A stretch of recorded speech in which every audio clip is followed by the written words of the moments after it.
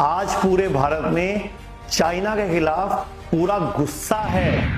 China को हम मटिया मेट करना चाहते हैं, हम चाइना को हराना चाहते हैं और हमारे पूरे देश में एक अभियान चल रहा है चाइनीज चीजों का बॉयकॉट करने का। तो मैं आपको एक बहुत जरूरी बात बताने जा रहा हूं जो अभी तक किसी ने नहीं बोली। तो हम एक क्लिप देखते हैं छोटी सी इंडिया टीवी की। आप जानकर हैरान रह जाएंगे कि दवा से लेकर स्मार्टफोन तक, टॉयज से लेकर ऑटोमोबाइल तक सब कुछ चीन से आ रहा है। 80% से ज्यादा एंटीबायोटिक, 82%, 82% दवा का कच्चा माल,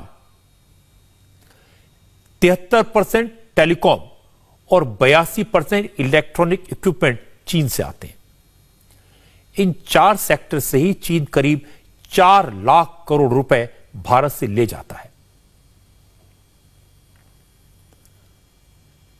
जब आप फिगर्स देखेंगे तो समझेंगे कि चीन हमसे सस्ते दाम पर रॉ मटेरियल लेता है, उसे प्रोसेस करके रंग रोगन करके हमें ही 4 गुने दाम पर बेच देता है।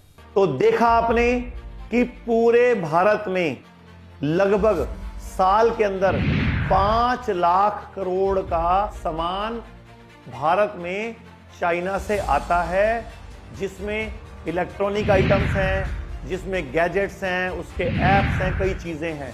लेकिन सबसे जरूरी चीज जो आपको बतानी जरूरी है, 81% एंटीबायोटिक पूरे भारत में जो इस्तेमाल होते हैं 81% चाइना से आते हैं और 75% फार्मा सेक्टर का सामान चाइना से आता है। तो सुनो क्या क्या आता है।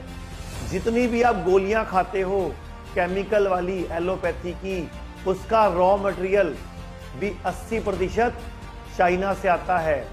लगभग 2 लाख करोड़ का सामान मेडिकल इंडस्ट्री का, उसमें मुख्यतः क्या है, एंटीबायोटिक।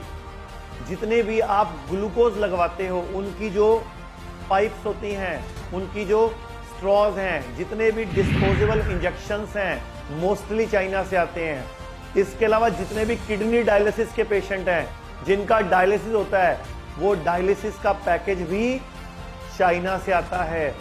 स्टंट डलते हैं हार्ट में स्टंट डलते हैं, वो भी लगभग 60% से ऊपर चाइना से आते हैं।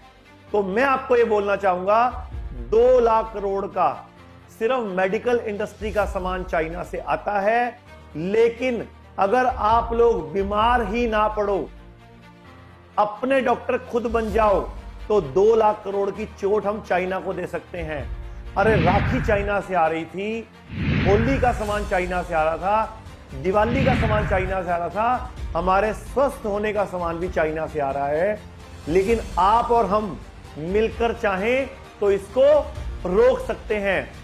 इम्यूनिटी के नाम पे आयुर्वेद की दवाइयां आप यूज करते आए हो, प्रिवेंशन के तौर पे यूज करते आए हो। अब वक्त आ गया है आयुर्वेद को अपनी मेन पैथी बनाने का।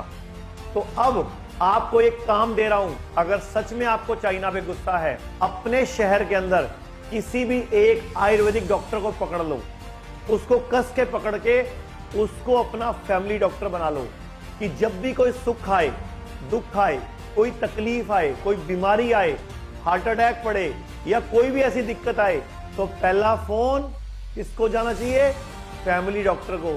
फैमिली डॉक्टर कौन होना चाहिए, जो आयुर्वेदा का हो।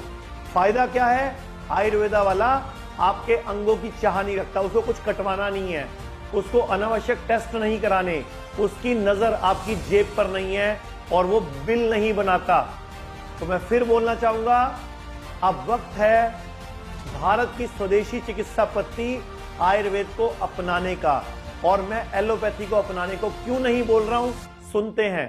जिन डॉक्टर्स को हम भगवान का दर्जा देते हैं, धीरे धीरे उन्हीं से डर लगने लगता है। क्या धंधा बना रखा है आप लोगों ने।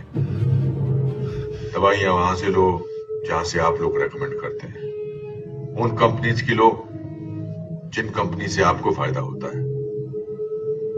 जब तक नए पेशेंट ना मिले तब तक पुरानों को घसीटते रहो।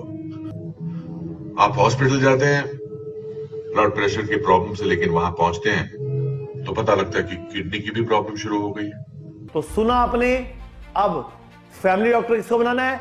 आयुर्वेद के डॉक्टर को। और दवाई अगर जरूरत पड़ती है किसकी खानी है? आयुर्वेदा की। और वक्त आ गया है, अपने घर में बना खाना खाएं, मसालों का ज्यादा इस्तेमाल करें, सुबह शाम गर्म पानी पिएं और आयुर्वेद को अपनाएं। और इस वीडियो को पूरे भारत में फैलाएं ताकि हर वो व्यक्ति जो किसी ना किसी तरह की केमिकल वाली एलोपैथिक दवाई खा रहा है वो अब आयुर्वेदा के डॉक्टर से सलाह करे और धीरे धीरे अपनी दवाइयों की तरफ से आयुर्वेदा में शिफ्ट हो जाए। तो इस वीडियो को पूरे भारत में पूरे जोर से फैलाना है।